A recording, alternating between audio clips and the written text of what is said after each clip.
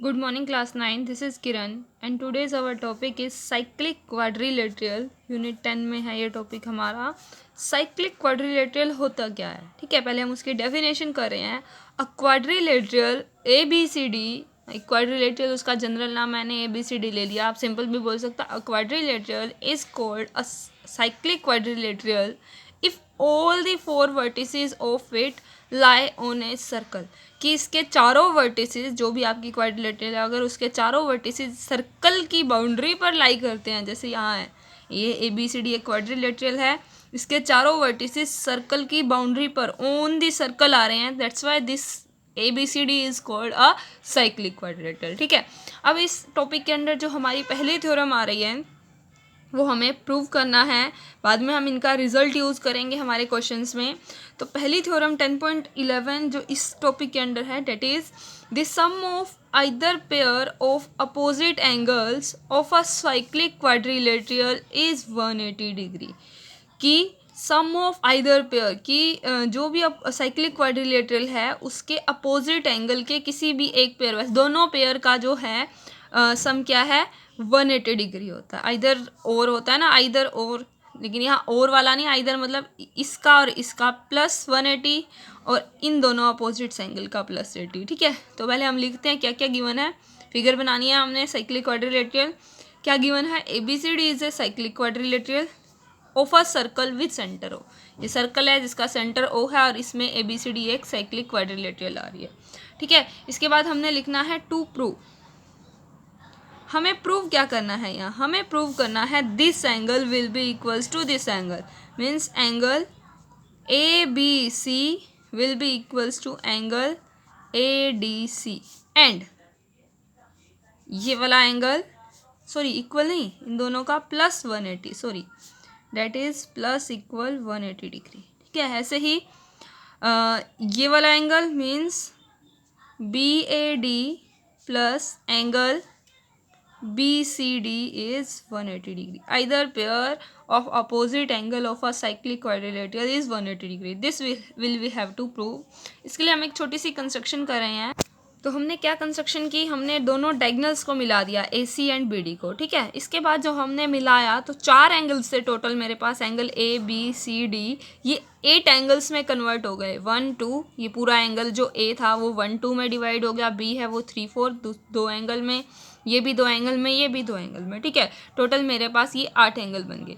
अब हमें एक रिजल्ट हमने किया था angle subtended by a arc on the remaining parts are equal. कि एक आर्क अगर हम लें, जैसे मैं यहाँ AB आर्क लूँ, A से B मैं क्या लूँ, आर्क लूँ, AB आर्क, ये आर्क लूँ, तो इसके subtended angle on the remaining part ये है यहाँ से लेके यहाँ तक का, वो इक्वल होते हैं. मीन्स AB जिसमें बेस हो, A से B बेस हो, और जितने एंगल बन रहे हैं इस रिमेनिंग पार्ट में AB बेस पे वो इक्वल होंगे.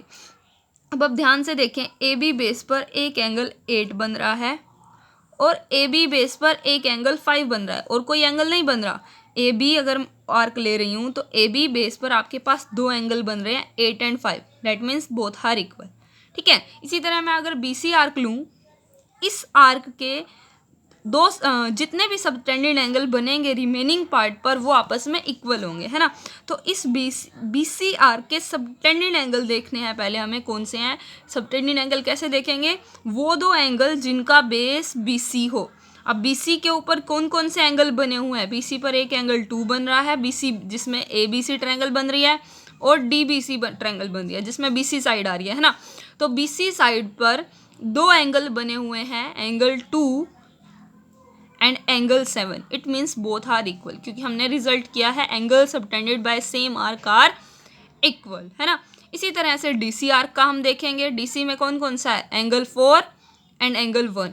ऐसे ही AD में कौन सा बना है? AD में कौन सा एंगल 3 बन रहा है एंड 6 बन रहा है. इसका मतलब ये आपस में इक्वल बन रहे हैं. वही चीज़ अब मैं यहाँ लिख रही हूँ, तो यहाँ पर मैंने वही लिख दिया. एंगल 5 जो है वो एंगल 8 के इक्वल है, क्योंकि वो AB आर्क के सबटेंडेड एंगल है.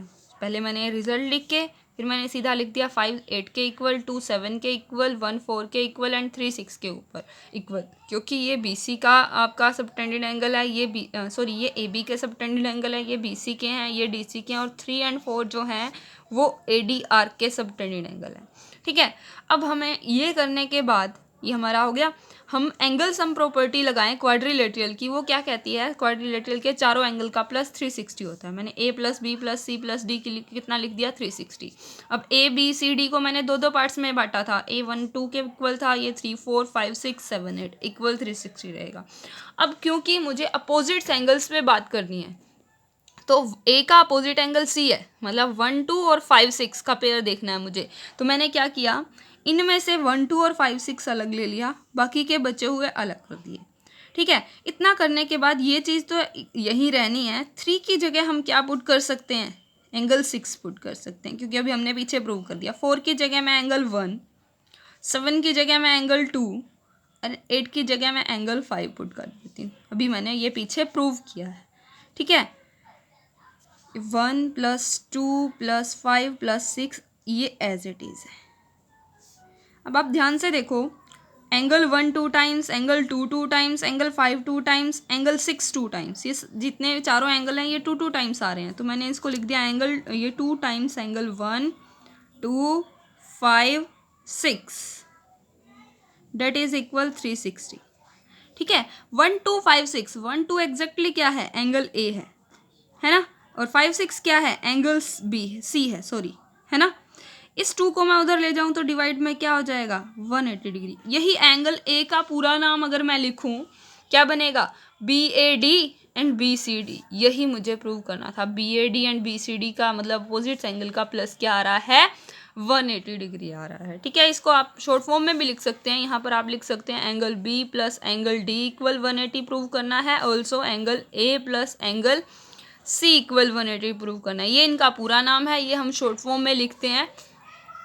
ठीक है, तो ये हमने ये प्रूव कर दिया। सिमिलरली करके हम लिख सकते हैं angle B plus angle D equal 180 degree, hence prove. ठीक, our next theorem is theorem 10.12.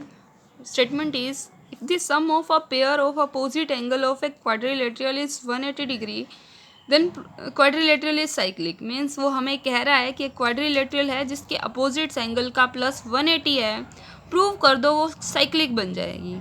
ठीक है, तो जो गिवन है हम लिख रहे हैं, ABCD is a quadrilateral such that angle A plus C is 180, B plus D is 180। ठीक है, अपोजिट एंगल 180। तो प्रूव हमें करना है ABCD एक साइक्लिक क्वाड्रिलेटरल। साइक्लिक क्वाड्रिलेटरल है तो आपको ये प्रूव करना है कि चारों के चारों पॉइंट्स एक ही सर्कल के बाउंड्री पर आते हैं। ठीक है, तो हमने एक थ्योरम 10.5 जो आपके सिलेबस में नहीं है उसका जस्ट हम यहाँ रिजल्ट यूज़ कर रहे हैं। वो क्या कहती है कि अगर 3 नॉन कोलिनियर पॉइंट हैं तो उनमें से एक सर्कल जरूर पास होएगा। ठीक है, तो यहाँ पर मेरे पास 4 नॉन कोलिनियर पॉइंट है, क्योंकि क्वाड्रिलेटरल बन रही है तो वो नॉन कोलिनियर पॉइंट होंगे ना। तो मैं उनमें से 3 पॉइंट्स ले लेती हूँ, A B एंड C। ठीक है, वो मैंने मान लिए वो 3 नॉन कोलिनियर पॉइंट है, तो 100% उनमें से एक सर्कल पास होगा। तो मैं इनमें से एक सर्कल को पास आउट करा रही हूँ एक क्वाड्रिलेटरल ABCD के 3 पॉइंट्स को लेके। ठीक है, तो मैंने एक सर्कल बनाया ABC में से। अब हम मान लेते हैं, हमें प्रूव करना है कि D वाला जो पॉइंट है ना वो भी सर्कल पे आना चाहिए। साइक्लिक प्रूव करना है ना मुझे, तो मुझे ये प्रूव करना है जो भी आपकी क्वाड्रिलेटरल जो बनेगी ना D पॉइंट से, वो D पॉइंट इस सर्कल पे ही आएगा। मैं एक बार उल्टा सोच लेती हूँ, मैं ये मान लेती हूँ कि D पॉइंट है ना सर्कल पे नहीं है, सर्कल से बाहर या अंदर है कहीं। मान लेते हैं सर्कल से बाहर है। ठीक है, मैंने मान लिया कि एक क्वाड्रिलेटरल थी ABC जिसके ABC पे तो सर्कल जा रहा है लेकिन D पॉइंट पर नहीं जाएगा। तो मैंने क्या किया, यही एक तरह से फिगर बना दी। तो जिस हिसाब से मैंने माना कि ABC से एक सर्कल जा रहा है, ABC नॉन कोलिनियर पॉइंट है लेकिन D से नहीं जा रहा, उस हिसाब से मेरी लगभग इस तरह की फिगर बनेगी। ABCD तो उसने खुद ही क्वाड्रिलेटरल दे रखी है ना। मैंने अपनी तरफ से ये इस तरह से क्वाड्रिलेटरल बनाई है। ABC पॉइंट से तो सर्कल गया लेकिन D से नहीं गया।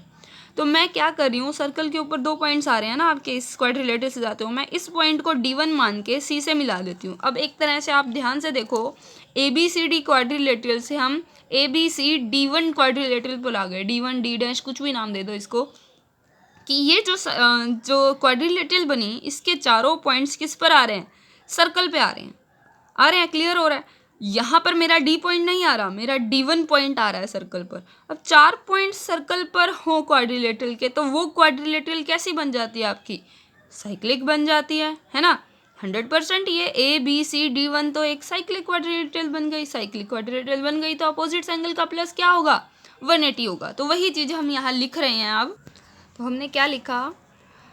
ABCD1 is a cyclic quadrilateral. हमने इस सर्कल को नाम दे दिया था C1 कि ABC से हम सर्कल पास आउट करा रहे हैं, वो सर्कल का नाम C1, और हम मान के चल रहे हैं, लेटस मान लिया हमने एक तरह से कि D पॉइंट इस सर्कल पर नहीं है, और हमें प्रूव करना है कि D हम जो मान रहे हैं ना D, वो गलत मान रहे हैं। D तो इसी सर्कल पर आएगा, ठीक है। तो उसके लिए हम अपनी वही प्रोसेस कर रहे हैं। अब सर्कल पे क्योंकि D पॉइंट नहीं मान रहे, हमारा कोई और पॉइंट आएगा, वो पॉइंट हमने ले लिया D1। तो ABCD1 एक साइक्लिक क्वाड्रिलेटरल बनी। इसका मतलब अपोजिट एंगल का प्लस क्या होगा? 180। तो A + C is 180 and B + D1 is 180। अब D1 इस तरफ एंगल भी है, इस तरफ भी है, इसलिए मैं इसका पूरा नाम लिख रही हूँ ABC + AD1C इज़ 180 डिग्री, ठीक है। अब गिवन क्या था? गिवन तो मुझे ये भी तो है ना, ABCD एक साइक्लिक मतलब एक ऐसी क्वाड्रिलेटरल है जिसमें अपोजिट एंगल का प्लस 180 है। ये पहले से ही गिवन है। एंगल A + C 180 है और एंगल B + D 180 है। इस D का पूरा नाम ADC है, B का पूरा नाम ABC है ना। ये मुझे ऑलरेडी गिवन है। तो इन दोनों इक्वेशन से हमारा क्या हमारा आ गया रिजल्ट कि दोनों इक्वल हैं, दोनों मतलब लगभग दोनों स्टेटमेंट एक जैसी है ना। इक्वल में 180 है, इन दोनों को इक्वल पुट कर देंगे, ABC से ABC कैंसिल, मीन्स ये दोनों एंगल इक्वल हैं। AD1C = ADC है, ठीक है। अब हम क्या करते हैं, हमारी इस ट्रायंगल पे आ जाते हैं। हमने ये प्रूव कर दिया ये एंगल इस एंगल के इक्वल है, ठीक है। एंगल इक्वल है। अब एंगल इक्वल तो हमने प्रूव कर दिया, एंगल इक्वल तो कहीं पे भी हो सकता है। अब हमें ये प्रूव करना है ये D पॉइंट यहीं आता है। तो मैं क्या कर रही हूँ, इस ट्रायंगल को ले लिया, CD1D को ले लिया, CD1D को। इसमें क्या है, ये वाला एंगल जो है एक्सटीरियर एंगल प्रॉपर्टी से इस एंगल और इस एंगल के प्लस के इक्वल है, वही मैंने लिखा, ठीक है।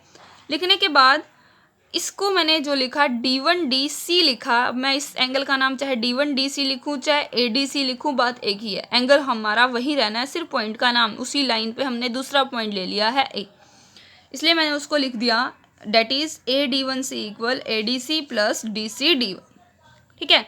अभी मैंने पीछे प्रूव कर दिया ADC और AD1C तो सेम है, इसलिए मैं AD1C की जगह DC पुट कर दिया, ADC angle, ADC = ADC + DCD1। ADC हम उधर लेके जाएंगे तो 0 हो जाएगा। इसका मतलब DCD1 एंगल इज 0, मीन्स यहाँ इनके बीच में कोई एंगल ही नहीं बन रहा। इस 0 डिग्री का एंगल बन रहा है, और 0 डिग्री का एंगल किस पे जाता है? सेम इसी लाइन पर जाता है, ठीक है। इसका मतलब D पॉइंट क्या है, D1 के कोइंसाइड्स कर गया, सेम पॉइंट बन गए, एंगल सेम पहले ही से थे। ये वाला एंगल 0 होते ही ये पॉइंट इसी पॉइंट पर आ गया, तो देयरफॉर हमने यही लिखा, thus our assumption is wrong, point D lies on the circle C1। हमने यही असम्पशन की थी ना, D नहीं करता C1 सर्कल C1 पे, लेकिन हमारा तो उल्टा प्रूव हो गया कि D तो सर्कल पे लाई करता है। इसका मतलब सर्कल पे लाई करते ही वो ABCD आपकी क्या बन जाएगी, साइक्लिक क्वाड्रिलेटरल।